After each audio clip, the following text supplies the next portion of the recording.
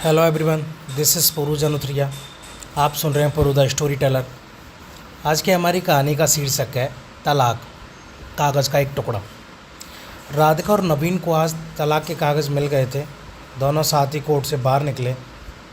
दोनों के परिजन साथ थे और उनके चेहरे पर विजय और सुकून के निशान साफ झलक रहे थे। 4 साल की लंबी लड़ाई के बाद आज फैसला हो गया था। 10 साल हो गए थे शादी को, मगर साथ में 6 साल ही रह पाए थे। 4 साल तो तलाक की कार्रवाई में ही लग गए। राधिका के हाथ में दहेज के सामान की लिस्ट थी जो भी नवीन के घर से लेना था, और नवीन के हाथ में गहनों की लिस्ट थी जो राधिका से लेने थे। साथ में कोर्ट का यह आदेश भी था कि नवीन 10 लाख रुपए की एक राशि एक मुश्त राधिका को चुकाएगा।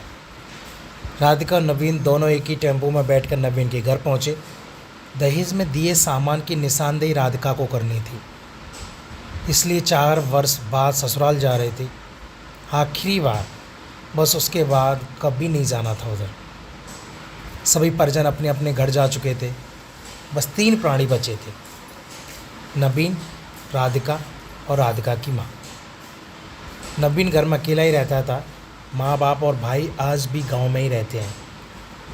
राधिका और नवीन का इकलौता बेटा जो भी 7 वर्ष का है, कोर्ट के फैसले के अनुसार बालिग होने तक वह राधिका के पास ही रहेगा।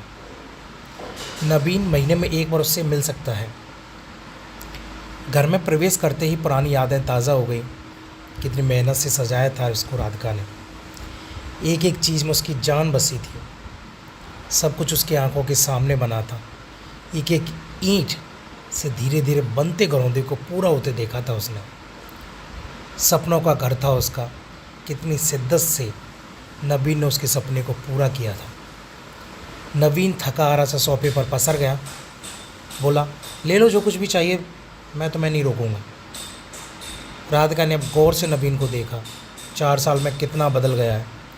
बालों में सफ़ेदी झांकने लगी है। शरीर पहले से आधा रह गया है। 4 साल में चेहरे की रौनक गायब हो गई है। वह स्टोर रूम की तरफ बढ़ी जहाँ उसके दहेज का अधिकतर सामान पड़ा था। सामान ओल्ड फैशन का था, इसलिए कबाड़ की तरह स्टोर रूम में पड़ा था। मिला भी कितना था उसको दहेज? प्रेम विवाह था दोनों का। घरवाले तो मजबूरी में साथ हुए थे। प्रेम विवाह था तभी तो नज़र लग गई किसी की, क्योंकि प्रेमी जोड़े को हर कोई टूटता हुआ देखना चाहता है। बस एक बार पीकर बैठ गया था नवीन। हाथ उठा बैठा था उस पर। बस वो गुस्से में मायके चली गई। फिर चला था लगाने सिखाने का दौर। इधर नवीन के भाई भाभी और उधर राधिका की माँ। नौबत कोर्ट तक आ पहुँची और तलाक हो गया। ना राधिका लौटी और न नवीन लाने गया। राधिका की माँ बोली, कहाँ है तेरा सामान? इधर तो नहीं दिखता, बेच दिया होगा इस शराबी ने। चुप रहो माँ। राधिका को ना जाने क्यों नवीन को उसके मुंह पर शराबी कहना अच्छा नहीं लगा। फिर स्टोर रूम में पड़े सामान को एक एक कर लिस्ट में मिलाया गया। बाकी कमरों से भी लिस्ट का सामान उठा लिया गया। राधिका ने सिर्फ अपना सामान लिया, नवीन के सामान को छुआ भी नहीं।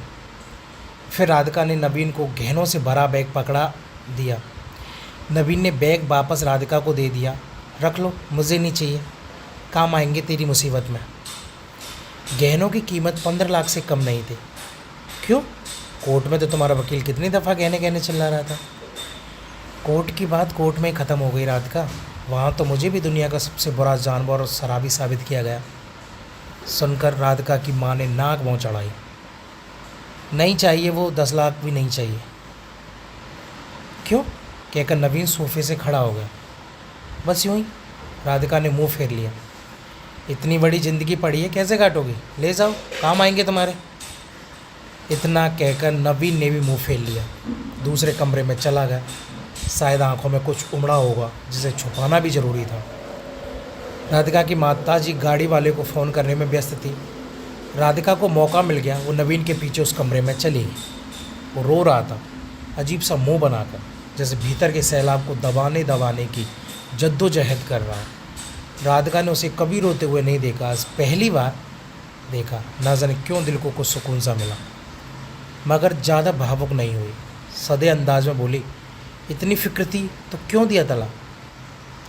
मैंने नहीं तलाक दिया तुम्हें, दस्तखत तो तुमने भी किए थे। माफ़ी नहीं मांग सकते थे? मौका कब दिया तुम्हारे घर वालों ने? जब भी फ़ोन किया काट दिया। घर भी आ सकते थे, हिम्मत ही नहीं थी। राधिका की माँ आ गई और वो उसे हाथ पकड़कर बाहर ले गई। अब क्या मोह लग रही है इसके? अब तो रिश्ता भी ख़त्म हो गया। माँ बेटी बाहर बरामदे में सोफे पर बैठकर गाड़ी का इंतज़ार करने लगे। राधिका के भीतर भी कुछ टूट रहा था, दिल बैठा जा रहा था और सुन्न सी पड़ती जा रही थी। जिस सोफे पर बैठी थी उसे गौर से देखने लगी। कैसे बचत कर करके उसने और नबीन ने वो सोफ़ा ख़रीदा था।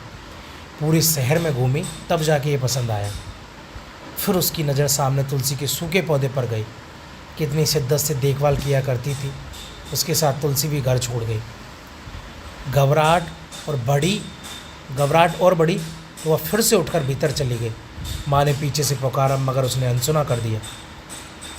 नबीन बेड पर उल्टा मुंह पड़ा था।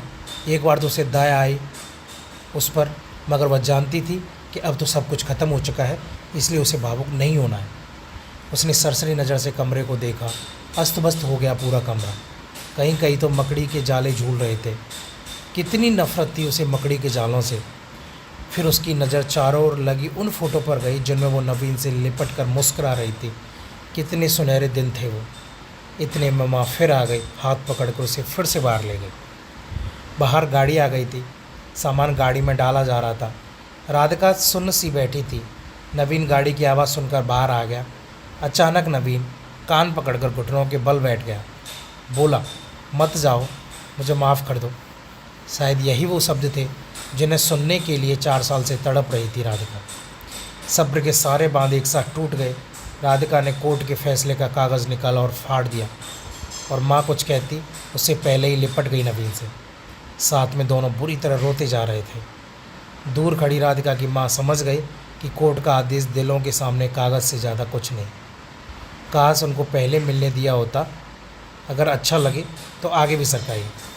आपको हमारी कहानी कैसी लगी यह हमें कमेंट सेक्शन में ज़रूर बताएं, और आपने अगर अभी तक हमारे चैनल को सब्सक्राइब नहीं किया है तो हमारे चैनल को ज़रूर सब्सक्राइब करें।